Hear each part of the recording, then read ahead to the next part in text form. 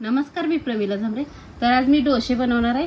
त्यासाठी 2 वाट्या तांदूळ भिजू घातले तर रेशनचं, अर्धी वाटी उडीद डाळ घेतलेली आहे आणि 1-2 चमचे मी हरभऱ्याची डाळ हे टाकून घेतलेली आहे। तर मी एका भांड्यामध्ये काढून घेते।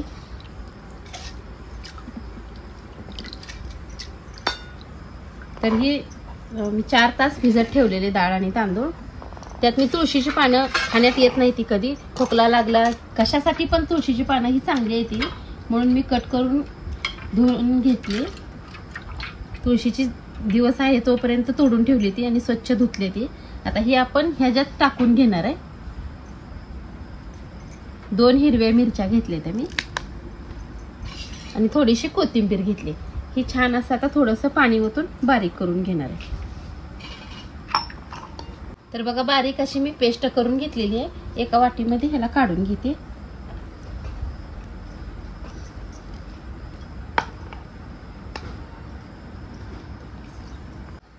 तर सगळं मी पीठ काढून घेतलंय।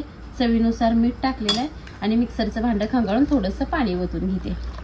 मिश्रण घट्ट आहे त्याच्यामुळे तर मी ह्यात सोडाही वापरणार नाही, रात्रभर असंच भिजत ठेवणार आहे। तर बघा, हे पीठ मी रात्रभर भिजत ठेवलेलं छान असं भिजलेलं आहे। मी यात सोडाही काय सुद्धा घातलं नव्हतं, फक्त मीठ टाकून असं हलवून ठेवलेलं। तर आपण डोसा करायला घेऊया। आता गॅसवर मी तवा ठेवलेला तापत, छान असं तेल लावून घेते।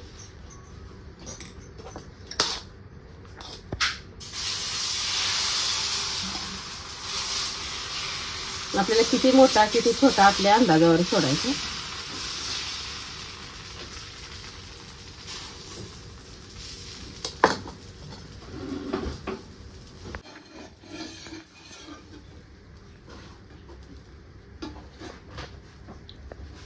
तर बघा, अशा प्रकारे मी एक डोसा बनवून घेतलेला आहे।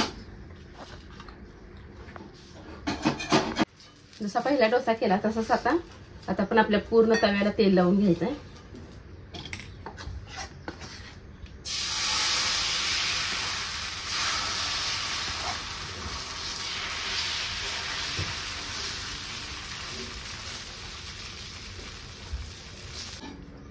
तर बघा, कडक असा डोसा मी बनवलेला आहे।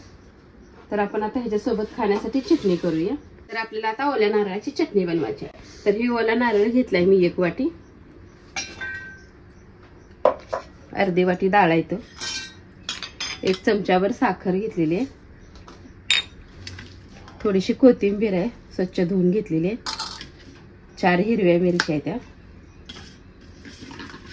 थोडासा लसूण घेतलेला आहे, 1 कढीपाल्याचं पान आहे, ती पण फोडणीला टाकलं तर आपल्या खाण्यात येत नाही म्हणून बारीक करतानाच मी घेतलेलं आहे। पुदिना घेतलाय थोडासा, ही पण धुवून आणलेलं आहे, ह्याची पानं थोडीशी टाकणार आहे।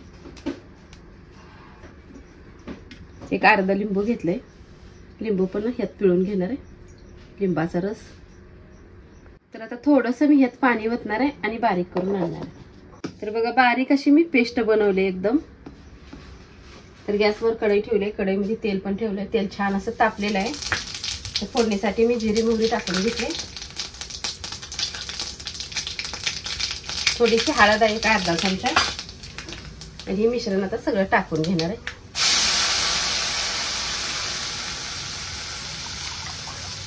थोडंसं मिक्सरच्या भांड्यामध्ये पाणी ओतून हाताळून घेते।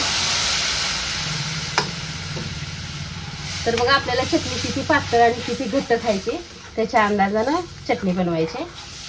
आमच्यात द्वासी बरोबर खाण्यासाठी थोडीशी पातळच लागते म्हणून मी पातळ बनवते। तर आता चवीनुसार मी मीठ टाकून घेतलेले।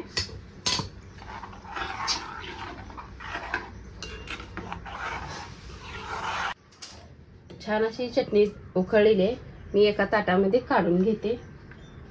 तर तुळशीच्या पानाचं एवढं महत्त्व आहे बघा। तर तुळशीची पानं, साधा खोकला जरी लागला तर तुळशीची पानं खावा असं म्हणते ती, म्हणून मी काय केले, आज तुळशीचा पानाचाच डोसे बनवलेले आहेत। तर तुम्ही पण बघा, अशा प्रकारे डोसे बनवून बघा आणि माझा व्हिडिओ आवडला तर नक्कीच लाईक करा, सबस्क्राईब करा, फेसबुकवर बघत असाल तर फॉलो करा।